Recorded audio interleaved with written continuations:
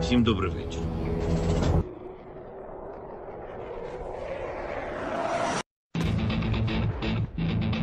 On behalf of the brave. On behalf of every father and every mother Wings for freedom. On behalf of our warriors and paves the way for a new history.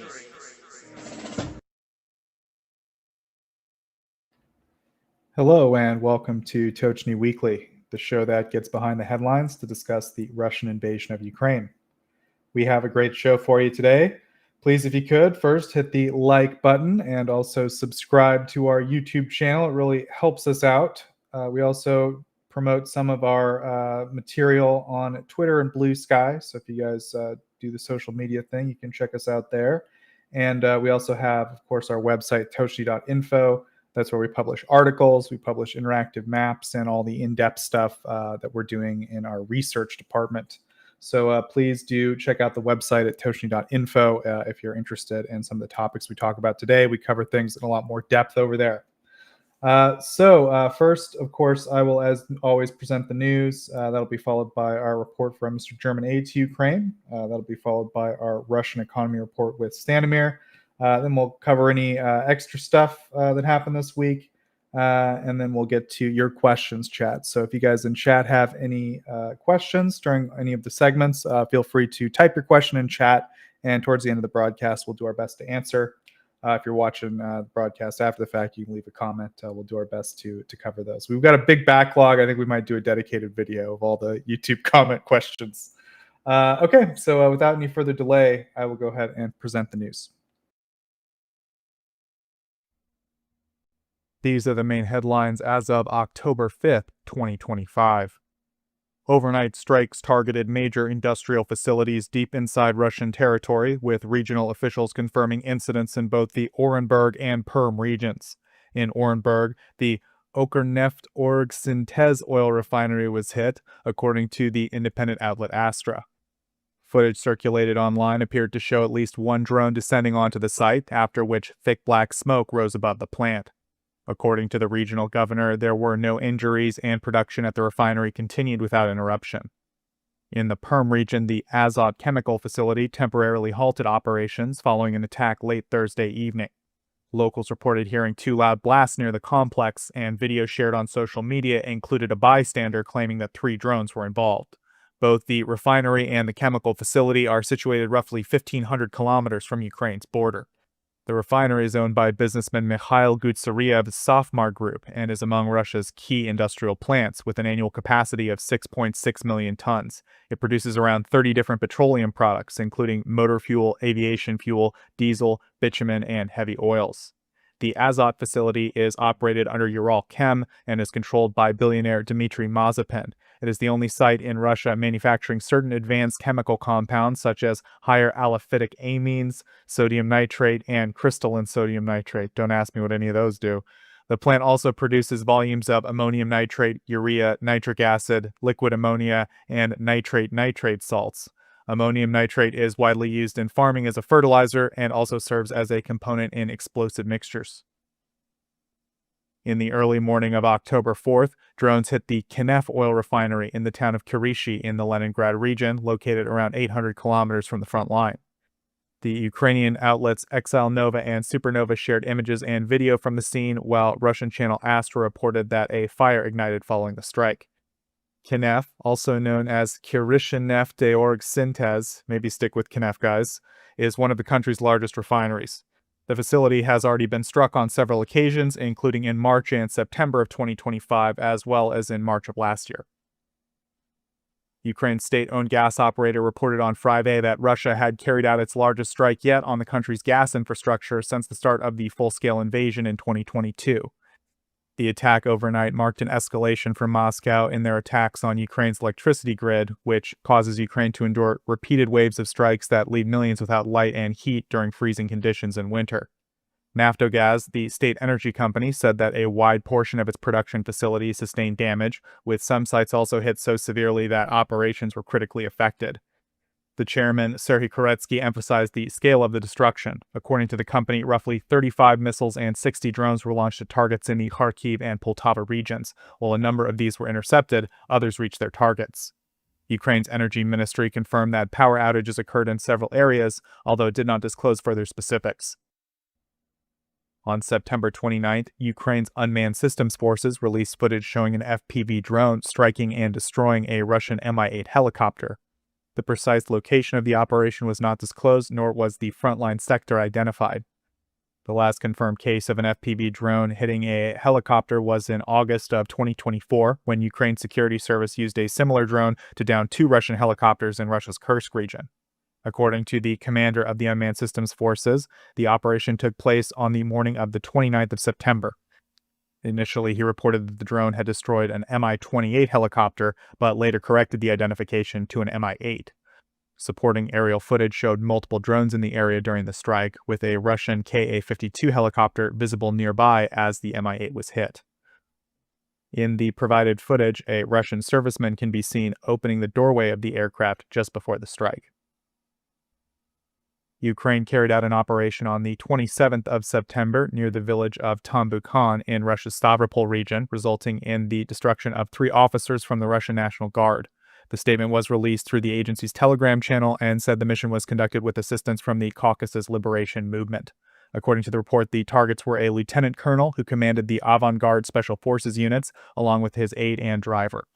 All 3 were struck during the action on Russian territory. Ukraine's state defense conglomerate made public the technical details and released the first official photograph of its new long-range Neptune D cruise missile after it was shown at a defense exhibition on October 1st of 2025, according to Militarny. The announcement arrives while Kyiv pursues a campaign of deep strikes using drones inside Russia and simultaneously pushes to field domestically produced systems capable of greater damage to strategic targets.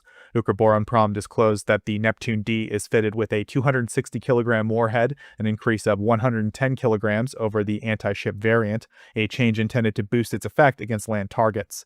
The updated design also substantially extends reach, with the new version reported to have a maximum range of around 1,000 kilometers compared with roughly 280 kilometers for the original sea-launched Neptune. Visually larger than its predecessor, the missile's baseline dimensions without a booster are 6 meters in length, with a body diameter near 50 centimeters, and its nose section has been reshaped to accommodate the altered warhead and guidance package. Ukrborimprom further indicated that the weapon can traverse complex terrain and complete its flight profile without relying on satellite navigation, and that it's configured to engage ground targets, although the precise targeting method was not made public. Seems like we might be getting a new missile Ukraine cooked every month for a while. Up next, we have economy and aid. The Council of the European Union confirmed on Friday that it will prolong individual restrictive measures targeting people and organizations tied to Russia's hybrid activities for another year, extending them until October 9th of 2026. Officials said the move follows ongoing concerns about Moscow's use of information manipulation and interference operations against the EU, its member states, and its international partners. At present, the measure applies to 47 people and 15 organizations. Those included in the list face an asset freeze, while EU citizens and companies are barred from providing financial support, resources, or assets. In addition, individuals on the list are not permitted entry or transit through EU territory. The EU originally established this sanctions framework on October 8th of 2024 in response to Russia's destabilizing actions that threaten European security, sovereignty, and territorial integrity. They later broadened it to cover those conducting hybrid operations against third countries and international institutions. In 2025, France publicly attributed cyber attacks aimed at elections, media outlets, and other vital institutions to Russia's GRU, while Romania pointed to Moscow in connection with a complex hybrid operation that significantly disrupted its own electoral process. In May of 2025, the EU widened the scope of the restrictions to cover financial and physical assets connected to destabilizing activities, as well as allowing for the suspension of broadcasting licenses of Russian outlets spreading disinformation. This expansion gave the EU authority to act against vessels, aircraft, property, and elements of digital and communications infrastructure, as well as any transactions linked to credit institutions and crypto asset providers assisting Russia's operations. On the 18th of July this year, the EU's High Representative condemned Moscow for continuing hybrid campaigns, citing cyber intrusions, sabotage, disruptions to critical infrastructure, physical attacks, and coordinated manipulation of information. Ukraine's finance ministry announced that $133 million has been transferred to the state budget's general fund from the World Bank under the Surge initiative, which is focused on supporting reconstruction through improved fiscal governance. The ministry added that an additional $396 million is expected to arrive by the end of this year, with $230 million of that sum provided as extra financing for the program. The Surge project is designed to strengthen public investment management, improve fiscal planning at the community level, develop medium-term and program-based budgeting, streamline revenue administration, and integrate gender and climate considerations into financial policy. It is being carried out under the Program for Results mechanism, which links funding to the achievement of specific performance indicators. For the 2025 loan disbursement, Ukraine met several required conditions. These included amending the budget code, adopting a medium-term investment plan, and approving unified governance methodologies. Since its launch in 2024, the project has brought Ukraine agreements totaling more than $1 billion in financing, including $10 million provided as grants. The Russian branch of Citibank, of US-based Citigroup, announced it will fully cease its remaining operations in Russia starting on the 1st of November, according to a report by Reuters. The bank, which was once among the largest Western lenders in the country, said it will end interest payments and withdraw support for all savings and deposit accounts from that date on, urging clients to move their funds to other institutions without delay. Citi had already stopped debit card services, transfers, ATM withdrawals, and access to Russia's faster payment system in 2024 and closed its last branch in Moscow that November. Citigroup initially revealed plans in 2021 to sell its Russian consumer division, but ultimately opted to shut down entirely after the full-scale invasion of Ukraine. Since then, its loan book has contracted by 98%. Other European lenders are also reducing their footprint. Austria's Raiffeisenbank, the largest Western bank still active in Russia, halted most cross-border payments in August of 2024, but it has been unable to sell its local unit due to Russian authorities blocking the move. Italy's Unicredit recently declared that it would no longer accept new corporate clients in Russia and would sharply raise its service fees there. The European Central Bank has been pressing both institutions to reduce their exposure to Russia. Meanwhile, several major lenders, including France's Société Générale, Dutch-based ING, and U.S. group Goldman Sachs, successfully sold their Russian subsidiaries following the invasion. Raiffeisen, however, is stuck because Reuters reports that the Kremlin prevented the sale to maintain some financial ties with parts of Europe which continue to pay Moscow billions annually for oil and gas supplies. On October 1st, which is Ukraine's Day of Defenders, the country received €4 billion in budgetary support from the European Union. Prime Minister Yulia Sverdenko highlighted the symbolic timing of the transfer and thanked the European partners.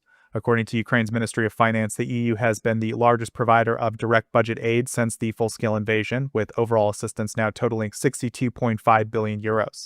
The latest tranche came through the G7's Extraordinary Revenue Acceleration Mechanism, which channels the proceeds from frozen Russian central bank assets held within the EU. Ukraine has already drawn $14 billion of the EU's pledged $18.1 billion under the scheme, and the finance minister Serhiy Marchenko said that the remainder should arrive before the end of 2025. The ERA arrangement functions by having G7 countries provide up to $50 billion in loans for Ukraine, which are repaid through profits generated from the frozen Russian sovereign assets. The EU's commitment is around $21 billion. The funding can be directed to priority state budget items in social and defense sectors, as well as reconstruction projects. Marchenko emphasized that ERA transfers have become essential for sustaining Ukraine's financial needs in 2025. Up next, we have international relations. On September 30th, Austria expelled a Russian diplomat suspected of passing company secrets from Austrian oil giant OMV back to Moscow.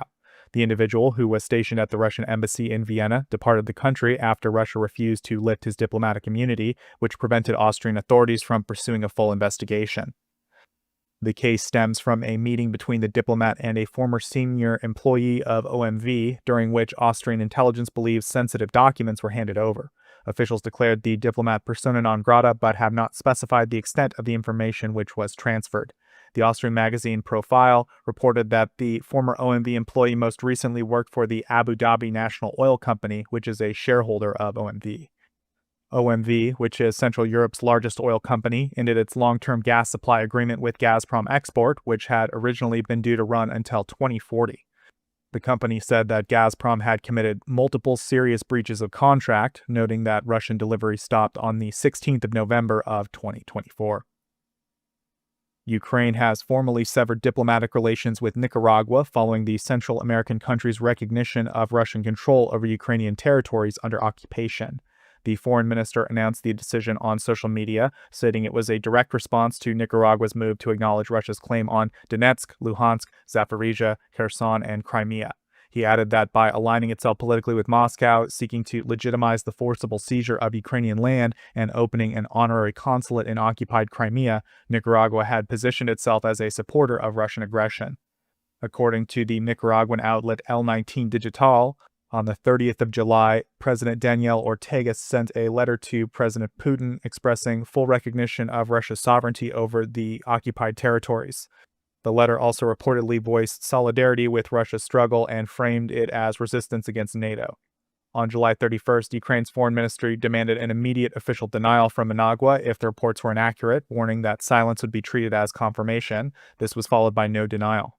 On the 22nd of September, Nicaragua signed a trade and economic cooperation agreement in Moscow with representatives of the Russian-installed administrations in the occupied territories. Then, on the 29th of September, Nicaragua's ambassador to Russia traveled to Crimea to participate in the, quote, Days of the Republic of Nicaragua in the Republic of Crimea event. Man, they're really rubbing it in, further reinforcing their official ties with Russian occupation authorities. Polish authorities have detained a Ukrainian citizen wanted by Germany in connection with the 2022 sabotage of the Nord Stream national gas pipelines. The suspect, identified as Volodymyr Z, was arrested in the town of Pruszko near Warsaw under a European arrest warrant issued by a German court in 2024. He was transferred to the Warsaw District Prosecutor's Office following his detention.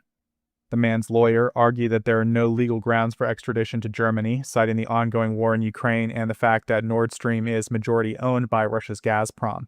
He added that the defense is waiting for an official schedule of legal proceedings and additional information from German prosecutors before the case can move forward. Ultimately, the decision on whether the suspect will be extradited lies with the court in Poland, and the defense intends to oppose any attempt to transfer him.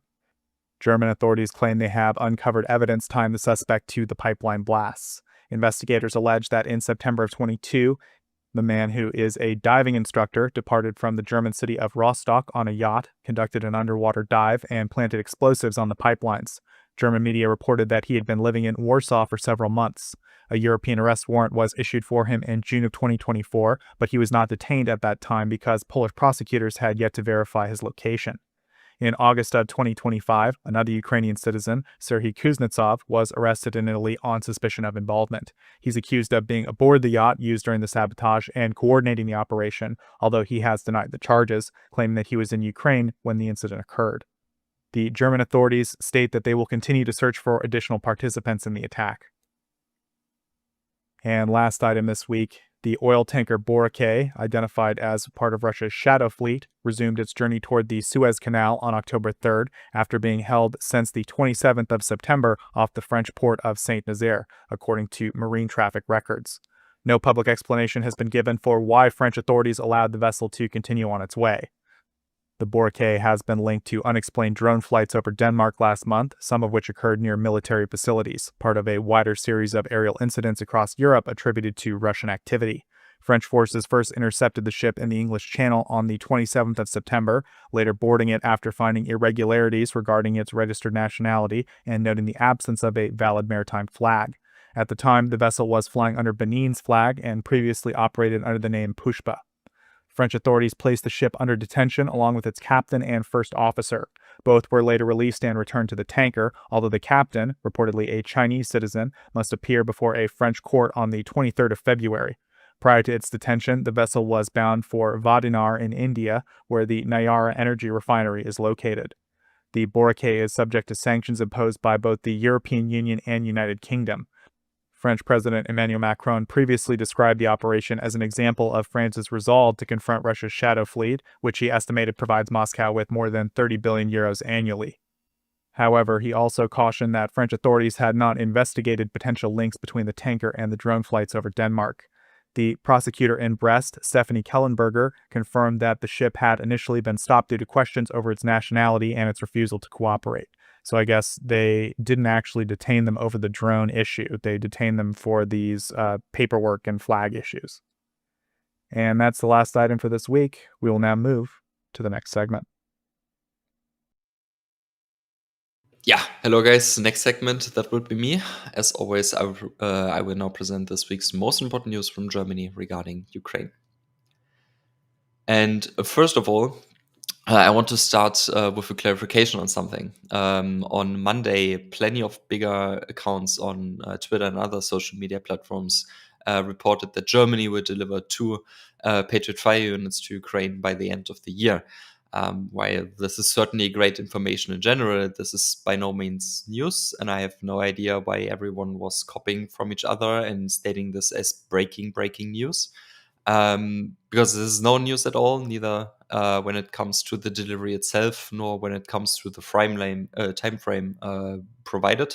It has been known since the initial announcement in early August, so more than 2 months ago, that Germany will deliver this equipment, and the delivery will be completed before the end of the year, more precisely on the 1st of August. So, like I said, over 2 months ago, the German Ministry of Defense already announced that this equipment will be delivered and that the deliveries will be completed within 2 to 3 months.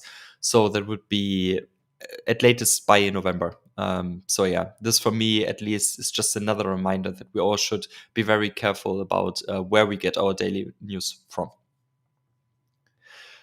Moving on to newly delivered assistance. On Thursday, I made public that in cooperation with the German Society for International Cooperation and the German Federal Agency for Technical Relief, municipal enterprises in Zaporizhia have received mobile lightning poles with autonomous power supply and vehicles financed by the German government, which will be used to do repairs and logistical stuff. And last but not least, let me just check if the video is already muted. I hope so. Yes, it is. Last but not least, we all know that Joseph always wants me to show cool German videos or videos of German delivered equipment, and mostly have nothing really interesting stuff to show, as my standards are pretty high. But this week, I think I have something to make Joseph happy. Yesterday, I published a video with English subtitles featuring a German, Dutch, Danish delivered Leopard 105 main battle tank in service with the 2nd Tank Battalion of the 5th Heavy Mechanized Brigade during a training exercise somewhere in Ukraine. Nothing too fancy, but who is interested in these kinds of videos with English subtitles? I have a separate YouTube channel where I try to upload at least one video with a translation of German delivered equipment per month. So go ahead and check it out. I will post the link in the chat if I'm allowed to do so, Erlend. Yeah, and that's it for my segment. So back to you, Joseph. Thanks, man. Yeah, I think it's a good video. Germinated to Ukraine has a YouTube channel. He's a very humble guy. But yeah, you definitely should check it out. It's a good channel. And yeah, Erlend said, of course he can. Okay. So the next topic is, of course, our Russian economy update with our friend Stanimir. So, Mr. Stanimir, as always, you've been keeping everyone up to date on the Russian gas crisis since the beginning. Now we've reached a pretty critical point where I think there's a lot of developments from week to week. So I know you've got a lot to cover about what's going on. So I'll go ahead and turn it over to you. Yeah, thanks. And I'll stay away from the Valdai speech by Putin because last I checked, he didn't say anything about the gasoline and left the ministers and the governors to handle this, even though they don't have the authority. So what I want to talk about gasoline this time is I want to explain how much in terms of production Russia can muster if everything is going okay, and how things have been the last 2 years. So if we compare 2024 to 2023, there was a drop in gasoline production of 6.2% and of diesel production by 7.3%. And for the first 8 months of 2025, so from January to August, gasoline production dropped another 10%. And in August, there was a drop of 6%, and in September it dropped another 18% compared to the previous months. So the estimates for the first 8 months were around 102,000 tons per day, which equates to around 715,000 tons per week. I want to keep it in a per week basis because that's how they used to release the stats. And for the winter and late autumn, Russia used to produce over 900,000 tons per week. So they're down almost to 200,000 tons per week. It actually used to reach around 922,000 tons last I checked when the data was still available, but this is a good baseline. So if according to Russian sources, the damage is between 20% at the low estimate for the number of refineries that are out of order and 38% at the high estimate, and this is as of last week. So as of the 28th of September, the estimate was 38%, with 70% of this being out of commission due to drone attacks. They're considerably down in terms of refining capacity for gasoline specifically. I lean closer to the 38% than the 20% because deliveries have now reached, in terms of delays, 45 to 60 days and sometimes even longer. This means that there are gas stations that ordered fuel in terms of gasoline in late July, and they still haven't gotten that fuel. And also as a secondary data, we have that railway shipments of oil and petroleum products for 2025 as a whole are down 5.4%. And for September 2025, they're down 9.6%. So there is leaning towards maybe the gasoline production is down further than we expect, so higher than the 20%. So what Russia has come up with last week, I mean the week that passed, is a set of measures. So the first one was reduction of the import duties on gasoline for China, South Korea, and Singapore as a possible way to import gasoline into the Russian Far East. They're not thinking of importing it further than that because even then it would be expensive, and moving it further west through the rail network isn't feasible. Even Russia doesn't ship gasoline usually from the western parts to the eastern parts. It ships from eastern Siberia to the east usually. That's where the gasoline for the Russian Far East usually comes from. The other thing they want to do is they want to return the use of monomethyl aniline. So that's a compound that's used to raise the octane figure for gasoline. However, it's been discontinued in use from Russia in 2016, and the reason is because it's a poisonous chemical and it's hazardous for human health. But if they return it, they can add another 50,000 tons of gasoline, this time not per week. They're talking about figures per month. So a small amount per month can be added if you sacrifice a bit of human health. The other thing they want to do is raise the imports from Belarus, which can, if Belarus is fully refining, maybe can reach 300,000 tons per month. However, currently they're only importing 45,000 tons per month from gasoline in terms of fuel, both diesel and gasoline, and they want to sell that on Spimex, the St. Petersburg Commodities Exchange, where you usually trade wholesale gasoline for delivery by rail and diesel for delivery by rail or by pipeline. The final measure they're thinking of is to introduce ethanol to gasoline. This is something we do in the EU. So that can add 100,000 tons per month in terms of gasoline production. However, they first need to lower the excise tax for ethanol to mix it with gasoline without additional taxes. These expected measures are going to increase Russian gasoline supply by 350,000 tons and diesel supply by 100,000 tons, because this is not just gasoline. Like I said, Belarus will be shipping both. So that's how they're planning to deal with the crisis. The problem here is, if you look at that 900,000 tons per week of gasoline for the winter they produce, this is less than 10%. This is even further down, closer to 6 or 7% if you look at the full month of 31 days with over 900,000 tons of gasoline. Even if we look at something like 850,000 tons of gasoline per week production that they want to return to, this is still around 10% of that. And if over 20% of refining is down, or even worse, if over 40% of refining is down because they have been strikes since the 38% figure was given, they're not going to make a dent into it. They're just going to have a big shortage that's going to be dented a bit, and you're going to have gasoline in the areas that are close to the border with Belarus that will have less problems, and you would have more expensive gasoline being shipped into the Russian Far East. Now, because it's going to be coming in as more expensive, and I've seen estimates of around 90 rubles per liter, although I can't clearly confirm them because I haven't done the entire logistics chain from deliveries from China, but that would mean they have to pay subsidies to the gas stations that are buying that gasoline to then distribute, or the free companies that they're allowing to buy that gasoline and then distribute it to gas stations in the Russian Far East. So currently on the wholesale exchange, A92 gasoline is around 73,000 to 74,000 rubles per ton, and A95 is around 80,000 rubles per ton.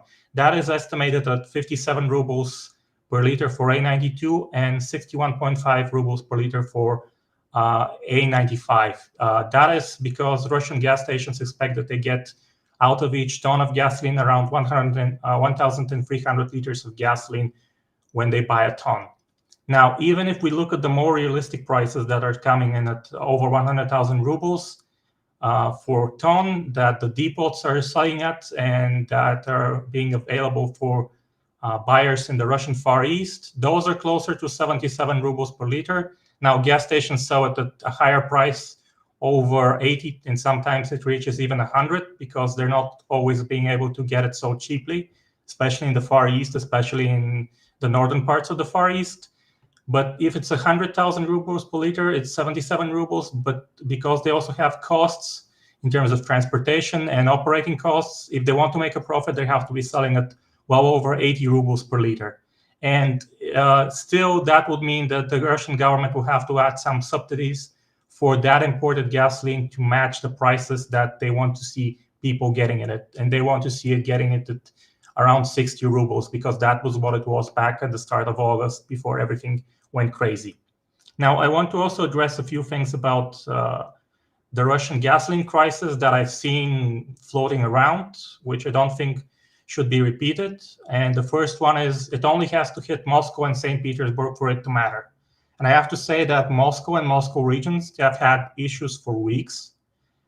St. Petersburg currently has issues with its ring road, to the point that even the Russian Communist Party published a report on the issues with the ring road in its official paper.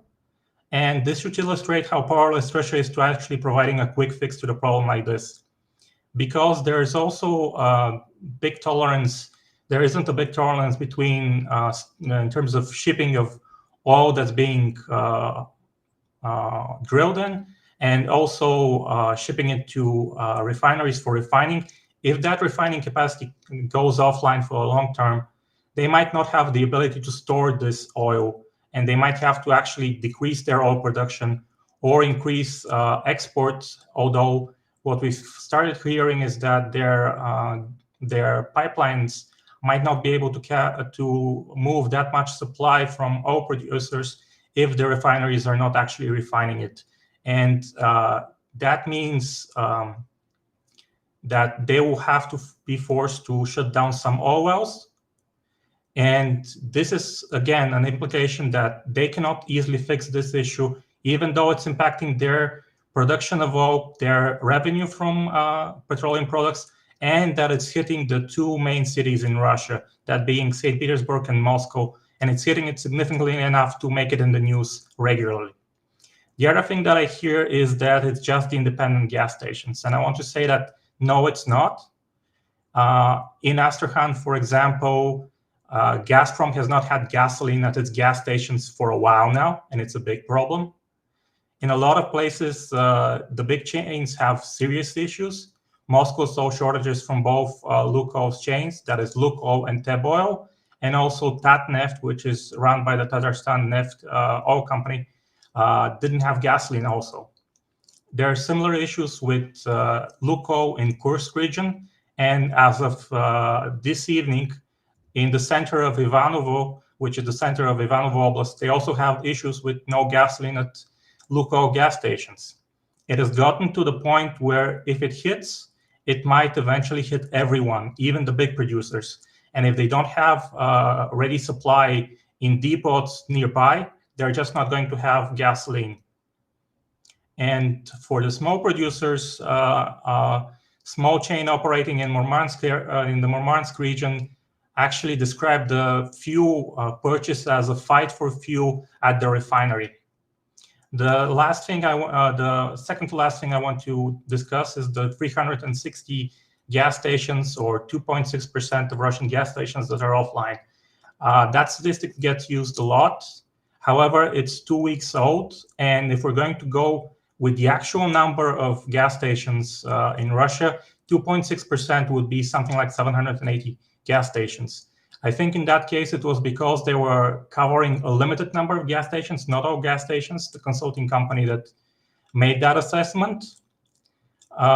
That's why they went with 300 and 2.6%. 2.6% out of the total is closer to 780 because there are 30,000 gas stations in Russia. And because that's an old news story, and because there's also gas stations that are not having only one type of gasoline or have limited their sales only to corporate clients with prepaid amounts, or they have limited their selling to only government services, as is often the case. We've seen it earlier in Nizhny Novgorod, where they had serious issues with no gasoline and no people at the gas station, but still healthcare vehicles were getting gasoline. I would say that the number of gas stations that are currently out of gasoline and not selling some type of fuel is well in the 4-digit number. It's considerably higher than this figure that's being cited. If someone cites it, tell them that they're looking at something that's 2 weeks old and even then was incomplete. The figure should be well in the 4 digits. So finally, the problem we have is for the Russian independent gas stations, because they're caught between a rock and a hard place here. They can't find gasoline to buy at low prices because the depots are raising prices, because refineries are churning out less while still having similar costs as before. So prices are going up, but also the state is sending the Federal Anti-Monopoly Service to prevent them from rising prices and selling gasoline at a price where they can cover their new high costs for ordering gasoline. So if this continues, they'll either go out of business or outright bankrupt en masse. Also, we have this week the lowest limit in terms of gasoline rationing, which comes from Khabarovsk, where they've lowered it to 10 liters. And now there are 3 districts in the region instead of 2 with shortages, even though the governor of the region took matters into his own hands and made it worse. And if you followed my map, something that's not added, but you should be aware of, in Chelyabinsk, one of the gas station chains has introduced a 15-liter limit for gasoline to fill up. And also there are rumors that in Chechnya, there is a 20-liter gasoline limit for a lot of the gas stations that are operating in that Republic of Russia. And the final thing is that it's also impacting Russia's neighbors. So Kyrgyzstan is asking Russia to not stop fuel deliveries because it depends on them. And also it wants to keep the preferential price that Russia usually charges for gasoline that's delivered to Kyrgyzstan. Okay, well, Stanimir, thank you. That was the end of it, right? Yes, that's the end of the gasoline portion, yes. Yeah. So it's a lot to cover, a lot of information. I think if I could best sum it up, like obviously a lot of detail, but the gas crisis is getting worse. They've taken emergency measures to try to correct it. Optimistically, those measures, which involve kind of diluting the gasoline with various chemicals and importing gasoline from a few partners, can get them maybe 10% more gasoline than they already have. So it's, I would say, not looking good if Ukraine continues to take out refining capacity. Is that like a good summary, or is there another kind of crucial bullet point in the summary? Go ahead. No, it's not looking good, and it's probably one of the reasons that Putin has abdicated from overseeing this crisis and left it to the Deputy Prime Minister Novak and the Energy Ministry to solve it, because it looks like it's unsolvable unless refinery strikes stop and Russia has time to find someone to provide them with spare parts, because Russian refineries were modernized with Western spare parts that are now sanctioned, and has time to do repairs. And repairs can take months, even if they have the spare parts. They're not going to cover the shortage with the measures, even if they fully implement the measures fast, which is also a big problem, because some of them have to be voted in through the government, from the Council of Ministers, and I don't think that has happened still, for example, for the excise tax on ethanol. Yeah, so I think people should definitely keep tabs on your map. I think it's useful to show. I think like a lot of what you do is just track that the gasoline crisis is happening and like the different parts of Russia that are reporting those shortages in the Russian media. There are people who are still denying that it's real, which is crazy because it's, I mean, the sheer amount of evidence. Just look at that single webcam of Moscow, of that gas station. There are cars running there, so there must be no issues. Yeah, it's typical stuff when it comes to the peddlers of misinformation. But yeah, I think the evidence is pretty overwhelming at this point. But yeah, it's great that you continue to keep track of it in such detail, and we'll definitely keep everyone updated on the Russian gas crisis as it continues. So Stanimir, of course, you every week have also a general report on the state of the Russian economy outside of the giant gas crisis they're experiencing. So we'll now move to this where you cover the various sectors of the Russian economy. Go ahead. Yeah, so we start with some additional information on the Russian budget. So they set a limit for the external debt at $66.8 billion. However, the maximum domestic debt for 2026 is 37.4 trillion rubles. For 2027, 2028, and 2029, they will increase it by 2.25, 2.3, and 2.4 trillion rubles. I have to mention that this debt already is costing them close to 4 trillion rubles in servicing in 2026 alone, even before they manage to adjust what's the interest going to be on the new debt that they have to raise by the end of the year. They need to add an additional 2.2 trillion by the end of this year. We'll talk more about that in the debt section. And also, based on the more detailed data from the Russian budget, they're planning on reducing their defense spending from 13.5 trillion rubles in 2025 to 12.9 trillion rubles in 2026. And then in 2027, raise it to 14.5, and in 2028, raise it to 14. Again, these are preliminary data, so I don't think that will stay the same, because they're probably going to have adjustments to the budget, and this is the thing that I'm expecting will grow significantly despite their attempts to keep it contained. Also, part of the budget discussion is raising the excise tax on strong alcohol that is above 18 proof from 740 rubles to 824 rubles. The important thing here is that they were initially going to raise it just to 770 rubles, and then they decided to almost triple it to 824 rubles. Again, a sign that the budget isn't doing well. And this will also further shift a lot of people from buying legal alcohol to buying moonshine on the black market. And we already saw this week 29 people die from alcohol poisoning in St. Petersburg. I think that was the region that was hit by that case. Now, what happened with the Russian budget was that the Russian stock market saw it, and the Russian main index for the Moscow Stock Exchange dropped to the level it was in December 2024. So it's not approving of the budget and the way things are going, and it's losing its optimism.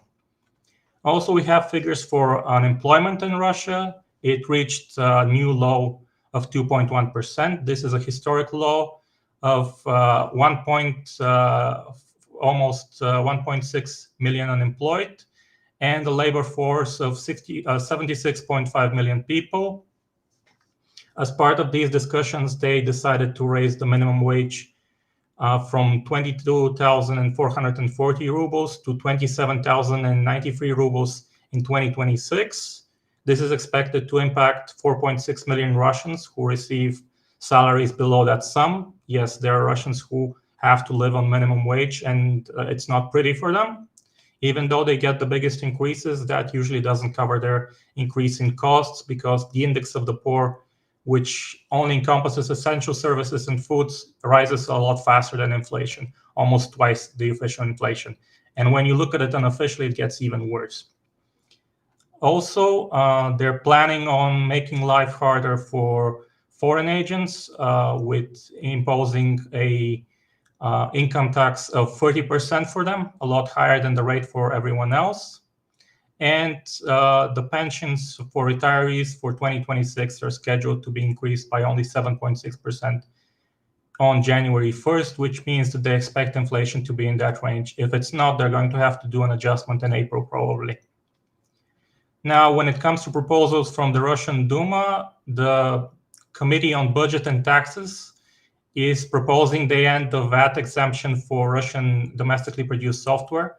So after 2022, they lowered the VAT for Russian domestic software to 0.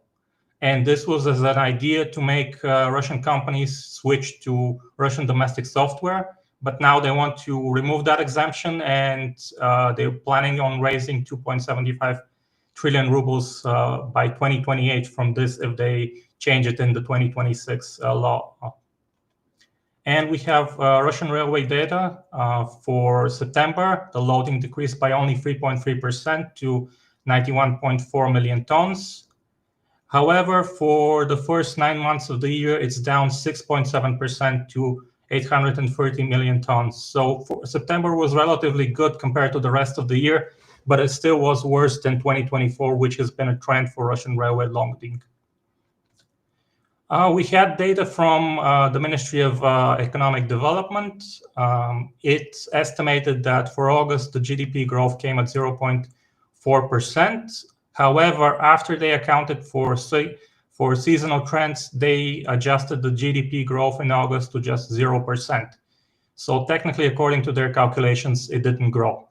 We also had the Standard & Poor's PMI data come in, and it's bad for both the manufacturing and the services sector. So for the manufacturing, it went down from 48.7% in August, so still a contraction in August, to 48.2 points. Again, an even bigger contraction in September. And the services were flat at 50, so no contraction, no growth. But in September, they dropped to 47 points, which is a significant contraction based on how things were going. The final big story from the news is from the Russian automaker company. So AvtoVAZ, which makes Ladas, news came out that when switching to the 4-day work week, they forced their workers to work for not 100 to 120,000 rubles, but for 45 to 50,000 rubles, which led to people quitting in mass, because even if you're a delivery worker, you can make well over 50,000 rubles in Russia. And what they're trying to do is make it so that they can't quit. So they made it possible to only quit on Fridays, and had their workers jump through hoops to get actually dismissed from the company, because they can't find new workers if the salary stayed as low. So they need that workforce. And a similar story played out in gas, where they decreased the salaries by 20% from around 75 to 80,000 rubles to 60 to 65,000 rubles, and again made it harder for people to quit. And a final news story is that there was an organized event in front of Putin's official reception office with almost 1,000 people lining up to officially petition him for grievances. And it was scheduled not as a protest, but as using their civic rights to actually go to the presidential office and ask for things to be done or submit issues. But again, it was a sort of a opposition march, even though it wasn't described as such, so that it won't get banned. And a huge queue formed in Moscow because of that. Now we go to banking. For the first 9 months, VTB expected that Russia's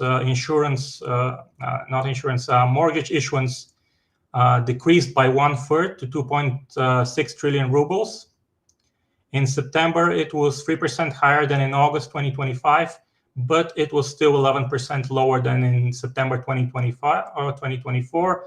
Again, this is down to the still high interest rate and the lack of as many preferential mortgage programs that are able to buy the newly more expensive housing in Russia.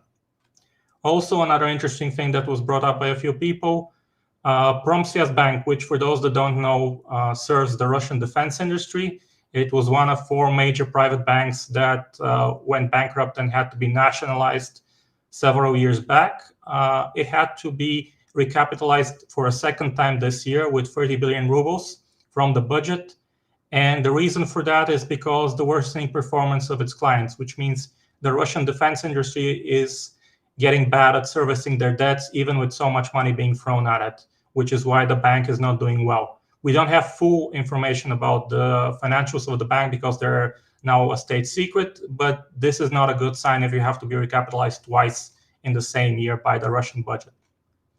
Now, when it comes to commodities, with metals, the Association of Russian Steel Makers is asking the Russian Ministry of Industry and Trade to not support Russian Railways' planned increase for the tariff for the transportation of empty railway cars, because they're saying this will cost the industry 12.7 billion rubles, and Russian steelmakers right now are not doing very well at all, especially given that they can't see to raise the prices of steel from the Black Sea ports to over $445 per ton. And that's a lot lower than the break-even point for a lot of companies. Also, the Eurasian Economic Commission is going to impose anti-dumping duties on Chinese electrodes for ferrous metallurgy by 22.5% for 5 years. This is done at the behest of Russia's only manufacturer of such goods, which is called L6. And again, it's one of the examples of the boundless friendship between the two countries and how, in effect, actually China is dumping things on the Russian market and destroying the Russian economy because of that, partially. Also, when it comes to agriculture, we also are expecting that the Russian buckwheat harvest is going to be 10 to 30% lower in 2025 because the sown area for this harvest season is 32.4% lower at 746,000 hectares, and it's the lowest it's been for the last 22 years. It's really going to be a big jump for the price of what Russians call grechka, and is one of their staples, and I don't think they're going to like that increase at all. When it comes to gas and oil, Gazprom for the first half of 2025, it increased its natural gas production by 0.64% to 209.5 billion cubic meters. However, and this is important, it decreased its sales by 0.9% to 185 billion cubic meters, which means around 24 billion cubic meters weren't sold. That's something they have to deal with because they can't find new markets for those shipments. Also, it increased the shipments via Power of Siberia by 28.9% for the first half of 2025. So those 24 billion cubic meters can't even be sold to China because there's no capacity to ship that from the fields where they're being produced. And also for gas and oil, because there is a bigger demand for larger tankers by Russian exporters of oil, they want to purchase shipments via more Suezmax tankers. Over the last week of September, the prices for the transportation by such tankers of Russian oil went by 10 to 13%, and they're expected to continue to rise in October as well. Now, finally, for interesting data points, we have that for the first half of 2025, Russian pawn shops increased their loans given by 42% compared to the first half of 2024. And this is not an increase due to the increase in gold prices this time. It's because they gave out 16% more loans and Russians are more in debt than before. Also, because of the new laws that they introduced in Russia from September 1st, 2025, which requires proper labeling of coals when they're being done. Already 18 Russian call centers have closed down, and the industry is asking to repeal the law because people are just not picking their phones for call center calls. And this is basically destroying the industry. Another interesting topic is that the planes from Volga-Dnepr that were leased from foreign leasers, which includes 8 Boeing planes, Aeroflot is going to settle for them for $130 million, and they're going to receive 6 Boeing 737-800 BCF and 2 Boeing 747-400 cargo planes. The likely use of these will be for spare parts for their existing fleet because they can't get spare parts otherwise from anywhere right now. We also have the data for September for car sales. 122 and 660 new cars were sold, which is 0.3% higher than August and the highest it's been for all of 2025. However, compared to 2024, it's an 18.7 decrease, but it's still a good number when you're looking at from the viewpoint of Avtovaz, which plans to decrease its production for 2025 by 40% because there's not that much sales going on right now. And another interesting tidbit from Russian news, the volume of smartphone sales in Russia for Q3 2025 decreased by 19% to 6.2 million. And in ruble values by 23% to 140 billion rubles because people are buying cheaper devices and saving on costs from that way. The average purchase price dropped from 23,600 rubles in 2024 to 22,500 rubles in 2025. For the final category of inflation and debt, we have the official inflation number for the 23rd to 29th of September. It's at 0.30% for those 7 days. For the month of September, it's 0.44%, and for the year so far, 4.29%. But again, I have to warn people, they are ignoring actual fuel prices. They're publishing fuel prices that are being shown by the major producers, and even Russian sites where they monitor fuel prices by region have been forced to repeat the fuel prices given in the official statistics by Rostat, which are detached from reality and are lagging behind several rubles and even sometimes up to 20, 30 rubles when it comes to the real price on the market. So bear in mind that they're not adjusting for that anyway, and they're asking journalists to report on the inflation figures and the Rostat figures for fuel and not the real prices because that looks very, very bad.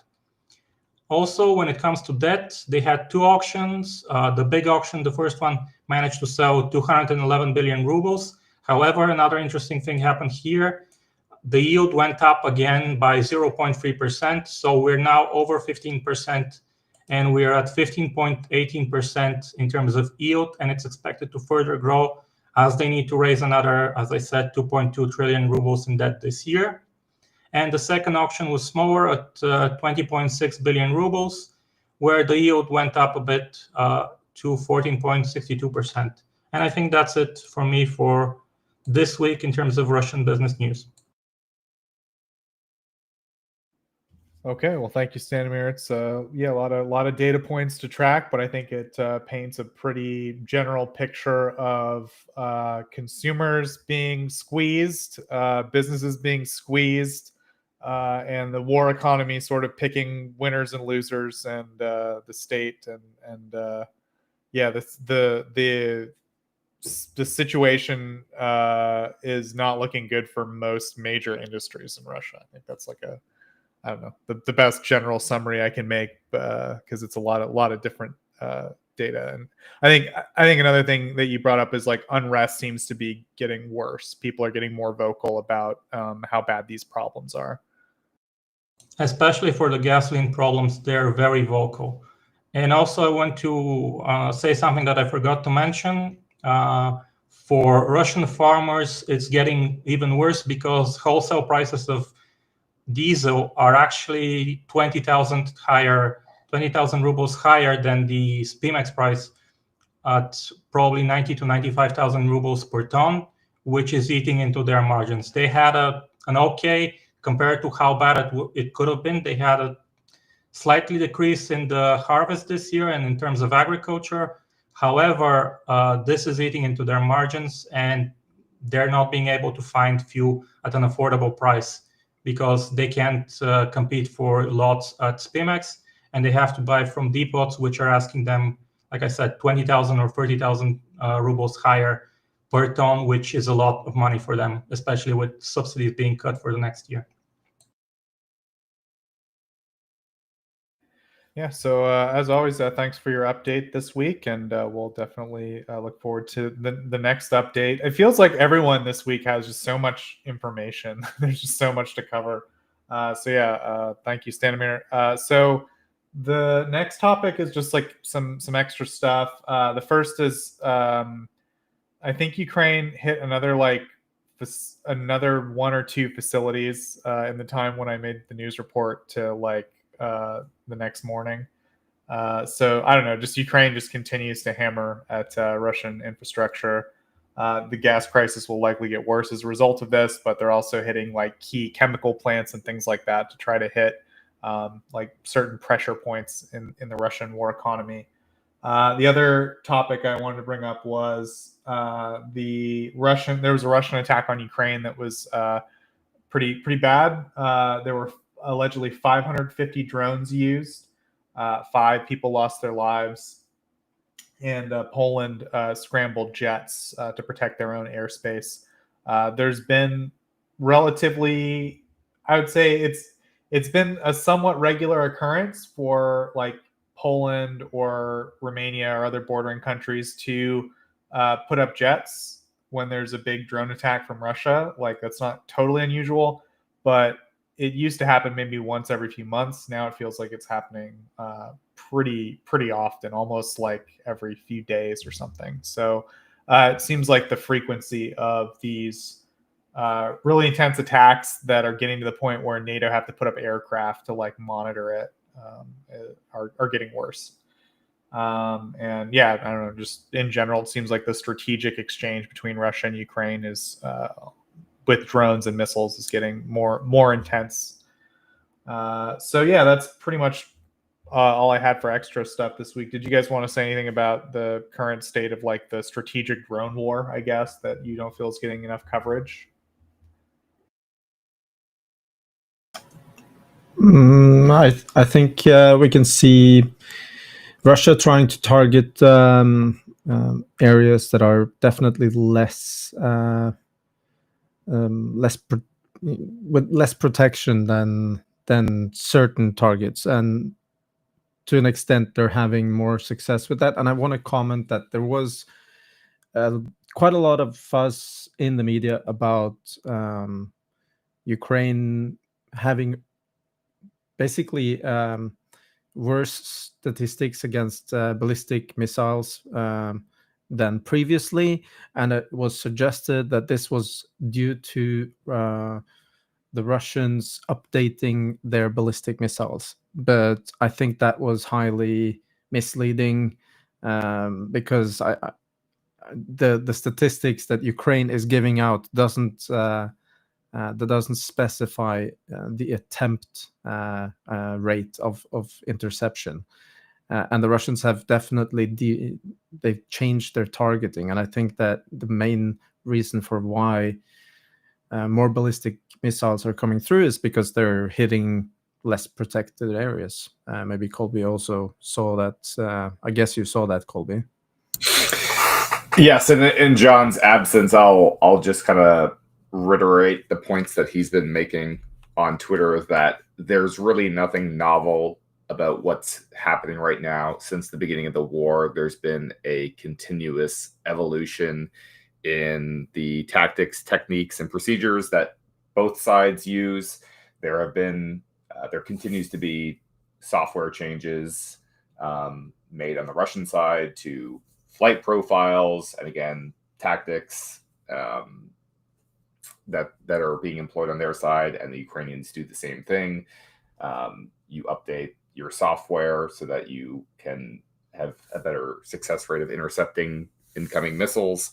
But the fundamental problem is that Ukraine just does not have enough air defenses to protect the entire country, obviously. So when we see supposed interception rates go down, you have to understand that there are many, many incoming missiles, many, many incoming drones, threats of all kind that just go unintercepted because there's nothing that could even intercept them to begin with. There's no air defense asset in the area. So they're not even trying to intercept things because they can't. It's just they're going they're getting through because there's nothing that can respond to it. So interception rates are not as bad as they might seem if you're misreading the data, because so many missiles just aren't attempted to be intercepted to begin with. And when Ukrainians do have assets in place to attempt and intercept, then certainly I would say that those rates have degraded and are a lot lower than they have been in the past, but it's not as bad as some people are suggesting, due to their misinterpretation of the data that's being presented. Yeah, and I think that article that was probably in Financial Times, if I'm not mistaken. Correct. Yeah, it was highly misrepresenting the data, and quite obvious that whoever authored this article didn't understand air defense at all and had not inquired with anyone that understands it. And that's really unfortunate. And if I was Raytheon, I would contact the journalist and say, what kind of research did you do before you? Well, yeah. So two things on that. I didn't even read the full article, but it was Christopher Miller, so that tells you everything you need to know. That said, I'm fairly certain that our colleague Fabian was actually quoted in the piece, but going out and asking for a quote from one person doesn't mean that the entirety of the article is going to be correct. Obviously, Fabian was not approached to fact check the piece or edit the piece. He was asked to provide comment on a piece. So this is something that's very important for people to understand, because there's a lot of misconceptions in the general public about how media works. And so if you see Fabian quoted somewhere, or you see me quoted somewhere, there are many instances in which, we will be quoted, and there may be other things in the article that are not very correct, or even our quotes are sort of interspersed with things that may give you the impression that we're saying something that we aren't. So it's very important to know that quotes from even people who are legitimate experts can not necessarily be as clarifying as they should be if the rest of the product is not been properly fact checked and the author just doesn't know what they're talking about. So Christopher Miller is a guy who has rehabilitated his reputation and has a lot of sources and a lot of people telling him things. So he has a lot of access and he has scoops, but he's still Christopher Miller. He was still the BuzzFeed guy that was responsible for generating a lot of very anti-Ukrainian sentiment during the early stages of Russia's initial invasion back in 2014. And he's not somebody that should be trusted. And I feel very comfortable saying that he should not be viewed as a credible or reliable source necessarily. Doesn't mean he can't be correct. Doesn't mean that he can't get scoops that are correct. But he's not somebody that I would put tremendous faith in. And everything that he writes should be treated with a healthy dose of skepticism. That said, everything anybody in the media writes should be treated with a healthy dose of skepticism. That's just the approach that people need to have towards everything, is that we live in an incredibly polluted information environment. You've heard this from me before. This is a big reason why Tochnyi exists, because we want to provide you guys with better information. And it's really incumbent on the audience to, you just have to be skeptical about everything. Don't let yourselves get duped. Just assume most things you read are bullshit. And you just, I know it's not easy, but it is what it is. If you want to be well informed, you have to put the effort in, and that starts with just being skeptical about absolutely everything. Yeah, and the sad thing was that this was replicated quite extensively, and further even more misinterpretation happens, and that's really unfortunate. It doesn't maybe it doesn't make a lot of difference for Ukraine, but this kind of misinformation is a big problem. So I just wanted to comment on that, and I think that's kind of the main thing that we can comment on these Russian attacks on Ukraine. That's the targeting is changing constantly, and Russia is having a certain degree of success by both the targeting changing and, of course, updating their platforms. At the same time, Ukraine has had a lot of advances in their air defense systems, so it's this constant cat and mouse game that is always going to be present. And I think I see way too much hopium that Ukraine is going to manage to somehow neutralize the drone threat with drone interceptions. I think that it will be a very, very important piece in the puzzle, but as we've learned over, coming up on 4 years, there's never a complete cure against attacks, and especially so complex attacks. It's always going to be a cat and mouse game.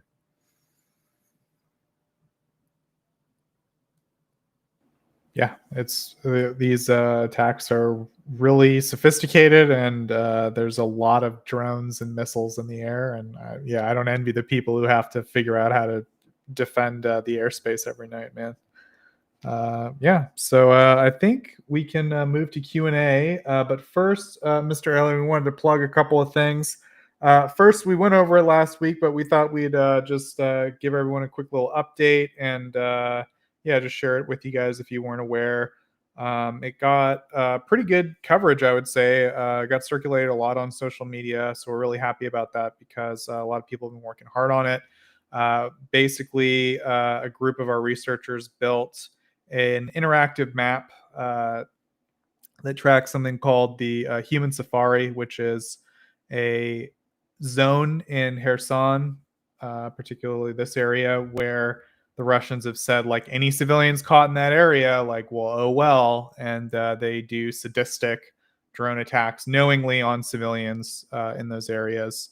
And there are certain researchers in our team that have tracked media reports on all of those attacks on civilians over time.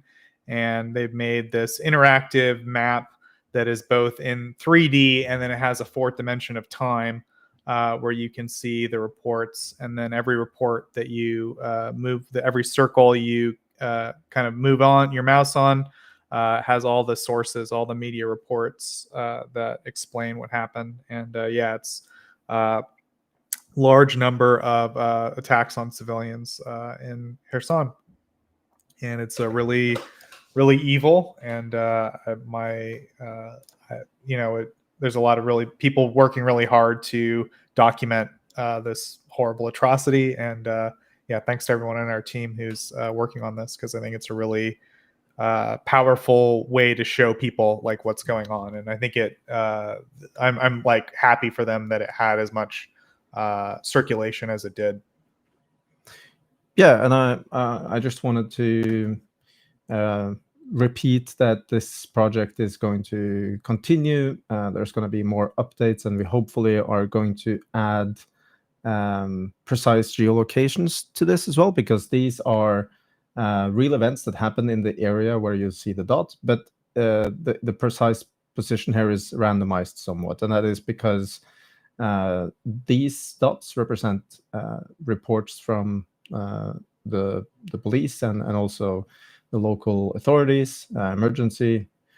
You can see the blue dots, for instance, are first responders, but that doesn't always have a precise geolocation. But we do have a lot of precise geolocations of such attacks, but we need to go through an enormous amount of backlog to basically match what the Russians have published, because the people, the perpetrators of these crimes, are basically publishing it every week, which is very strange, but it's a way to terrorize and scare tactics. That's what we believe, and they publish it.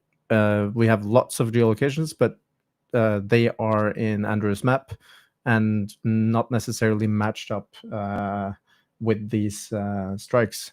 So we're actually looking for someone that could help us going through the backlog.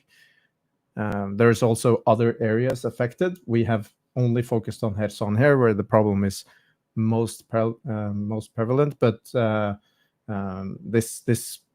this trend has unfortunately also started to appear in other areas. We also updated with a statistics page, which is very beautifully made. Yeah, take a look at it. It's a lot of interesting data, and you can also hover around with your mouse to see different displays of this data. Thank you, Constanza, for making this both the map and then also this very beautifully presented graphics of something that is unfortunately terribly sad and horrible. And yeah, if you want to, I also encourage people to read the description so that you understand what actually is represented on the map, and also the story, which you will find also on our front page, about how this map was made, and also the general work that Brendan and others are doing to document these war crimes. And you click that little button up there that says join the basement if you're Yep. interested in helping to contribute to some of the various projects, as Erlend was talking about before. So yeah, anything else about that, Erlend, or should we move to Q&A? No, I just want to reiterate that if you're interested in contributing, read this description, and if you think that you have the skills and motivation to keep doing regular work to help the project, then please apply, and we will have a chat with you and figure out if you can contribute. Yeah. So I think now we can move to Q&A. Sort of a more of a rhetorical question, but I think we can use it. Someone said, "Oh, UniCredit has business in Russia. I didn't know that." This is an Italian bank, but I think this week was just maybe a little interesting. The big news story was about Citigroup, which has sort of been trying to wiggle their way out of Russia for a while, and they kind of haven't been able to for various reasons. But they're sort of shutting their business is really rolling down. It seems to me like most of the Western banks that are still in Russia are trying to get out.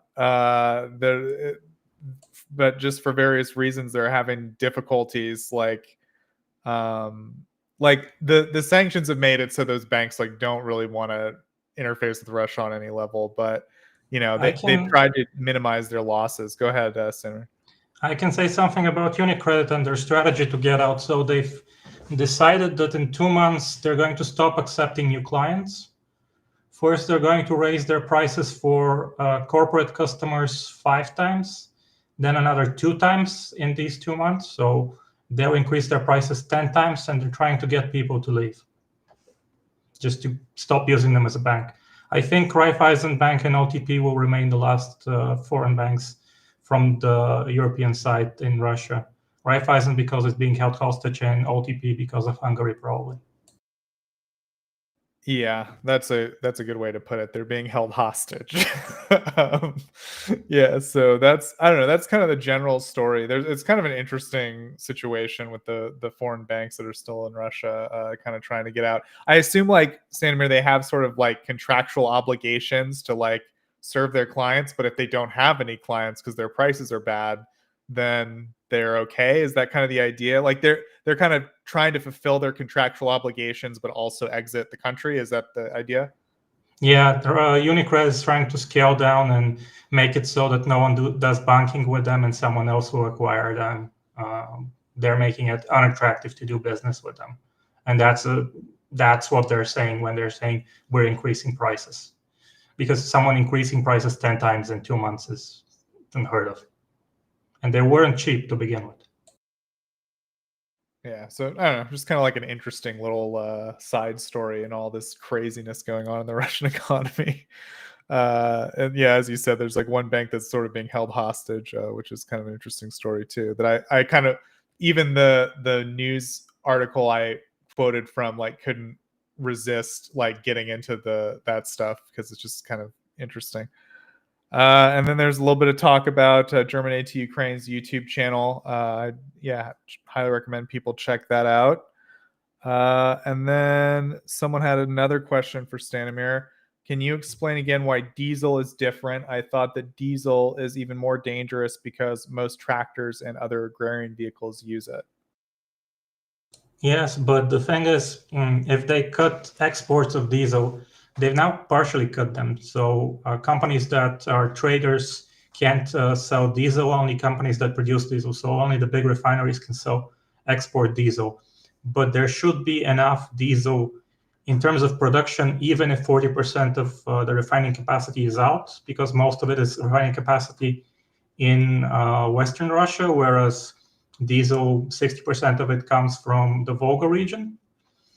So they have enough, and another 20% comes from the Siberian parts of Russia.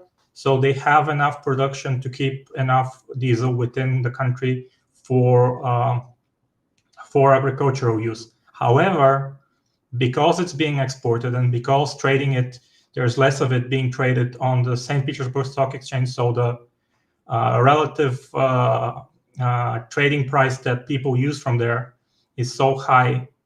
Russian farmers are having difficulties actually procuring diesel at a price that's okay for them. If you're going to pay 110, 120,000 rubles, there's no problem getting diesel. But at below 100,000 rubles, right now there's problems for Russian farmers in central Russia. When it comes to actual production, Russia usually produces over 81 million tons of diesel per year and consumes around 40 million tons. In 2023, it produced over 88 million tons. So there's plenty of production. But the problem is, in terms of right now, finding it for farmers at the price they're going to afford, given that their losses are so big or that their margins are so small now with wheat exports. So the story with diesel is different, but in a way it's the same because they're still exporting a lot of it. Right. So I think your general prediction is like it's unlikely, unless things get way worse, we would see diesel shortages in Russia, which would lead to real problems because then, you can't truck foods into cities and things like that. But instead, we're seeing a sort of related problem, which is Russia would normally export all that diesel and make a bunch of hard currency, but instead they're going to have to sell it on their domestic market. The government has to subsidize it. The companies have to sell it at like lower rates. So like the government has to spend money and the companies have to spend money in order to solve this problem, which is something they don't want to do. So they've sort of been avoiding it, but I would say they're now starting to take measures. But those measures still have pretty immense costs for Russia in terms of like their budget, right? Yeah, Russia is the biggest exporter of diesel in the world. That's a big export for them and a big source of revenue. Still, they're going to continue exporting a bit through the refineries, but I'm expecting them to soon also ban refineries from exporting fully till the end of the year. Yeah, so like not having a crippling shortage where you starve to death is like a pretty low bar for Russia, to be honest. But yeah, they're still going to have problems as a result. Like that's one key strength of theirs that's been undermined for sure. So yeah, that's a good question. That's the only other question I see in the chat. Erlend, did we miss any questions? That was the only other question I saw. Well, a little sleepy today, huh, chat? That's all right. I know there's a lot of information to cover. Sometimes it's just either too much or in your brain short circuits, or it's like, okay, thanks for all that information. Don't have much to say about it. It's understandable. So yeah, appreciate it, chat. Already talked a little bit about the goings on the website. Mr. Colby, do you have any publications in the works? 2-minute account. I'll let you know when something actually goes up. Okay, I got to start asking you before the show instead of just randomly asking you during the broadcast. Hey, Colby, what are you doing? Yeah, cool. So yeah, I think Erlend, should we wrap it up then? I have a question for Colby about this Greek sale of military equipment to Czechia. Do you have any sources or indication that this is intended for Ukraine, or is it for Czech domestic use? Oh, I seriously doubt it's for Czech domestic use, given the list of things that are being procured. I mean, this is kind of the Greeks cleaning out their junk drawer. So similarly to previous sales that were executed between Greece and Czechia, I would say that this is all certainly destined for Ukraine. So hopefully they can get this all concluded prior to the new government in Czechia taking office, which I'm not sure when it's expected to do that. My understanding is that the current government should still be in place until the new house gets sworn in, and they can. I don't know if they're going to have a formal coalition or not. That seems unlikely right now, based on what I read. But I'm not an expert in Czech politics, so long story short, I don't know, but hopefully they can get it done soon, because the incoming government definitely, I don't think, would be following through on this deal. So, but from what I understood, the Czech president is still going to be there, and he basically can make this Czech initiative program continue as long as the funding is coming from abroad. And as far as I understood, almost all the funding has been coming from abroad. Yes, it's a good point that the President Pavel, I believe it is still going to be in office, and he's definitely still pro-Ukraine. So I don't know. Again, I'm not an expert in Czech politics, so I don't know what his authority is under the Constitution to continue to direct the Czech initiative, whether the incoming government would have any ability to impact that. So if we have any experts in Czech constitutional law, that'd be in the audience who want to weigh in on that, that would be useful. Man, you guys, we almost got away with not talking about the Czech thing this week. Sorry, go ahead, Cap. Chad gave us a pass, man. I just wanna mention that although it wasn't mentioned in Jeff's original tweet, when we are looking at the original source, the news media, which I don't know, so I don't know how credible they are, but they specifically talk about that this is being like a part of Ukraine assistance, and they like in the first sentences. So I have to agree with Colby here. I seriously doubt that this is for Czechia's own defense. If the say actually goes through and this is legit news, this surely goes to Ukraine. And that's a new weapon system for Ukraine, even though they had Pion gun, been using it since day one of the full-scale invasion. And now they're supposedly also receiving the M110A2, which is the American equivalent, and also quite a lot of other howitzers. That's a lot of very useful kit, actually.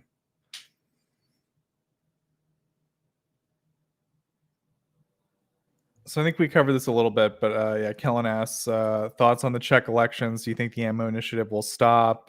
Any EU country that could replace Czechia? That I think that someone mentioned, like, it's mostly being funded by like a group of countries. It's not just Czechia, and yeah, I think it'd be pretty easy to like move the base of operations where that's done out of Czechia. But I don't even know if that's the case. As Erlend was saying, like, there's still the same president of Czechia. Again, as Colby said, we're not experts on Czech politics. We're probably the last people. It's like that thing, we're no longer experts on Ukraine. We're experts on Czech politics. But the general vibe I hear on Twitter from Czechs, people are saying, it's like the end of the world. But the Czechs are like, it's a little more complicated than the end of the world. It's obviously not good, but there's like other parties that were far worse that like didn't do well in the election. So I don't know. Like, I don't think it'll be a huge sea change in, like, a lot of people are saying Czechia is going to become like Hungary or something like that. I don't know. It seems like Czechs are saying, no, that's not going to happen. So, I mean, I've written and spoken about this numerous times in the past. The Estonians have been doing this as well. It's not just the Czechs. And more importantly, the Ukrainians have established their own relationships with some of these third-party source countries that are now selling direct to the Ukrainian government. So the importance of the Czech and the Estonian initiatives is significantly reduced. There may be some countries, although I really don't know which ones at this point in time, that might not be willing to directly sell to Ukraine and are more comfortable doing so via intermediaries. But the Ukrainians have been able to secure these ammunition supplies on better terms as well, for better prices than the European countries were, because a lot of them are kind of getting gouged, and the Ukrainians have, I've been told, have been able to ink some pretty good deals of their own. So really, you would get better bang for your buck if European countries just escalated the amount of direct budgetary support that they sent to the Ukrainian government with the purpose of financing the Ukrainian Ministry of Defense's needs. So rather than them going about trying to secure ammunition on the international market for Ukraine, just let Ukraine go buy it themselves, right? And obviously, Ukraine's own defense industry is capable of producing a lot of war material as well that exceeds the Ukrainian Ministry of Defense's ability to purchase it themselves. So more direct budgetary support for Ukraine would be the best thing that countries in Europe, one of the best things that countries in Europe could do if they wanted to help Ukraine.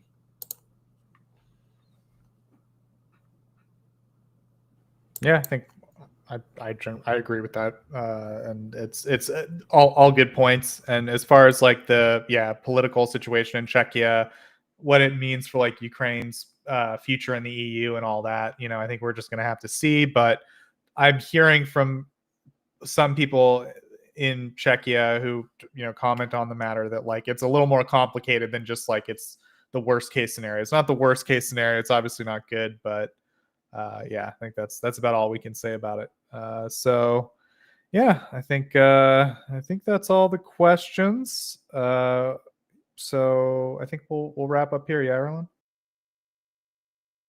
Yep, sounds good. Okay, well, thank you to our panel. Thanks to Colby for stopping in. Always appreciate that. Thanks to Stanimir for his up-to-date reports. Thanks to Erlend for putting the whole thing on. Thanks to Mr. Gao for his report and, of course, his footage today.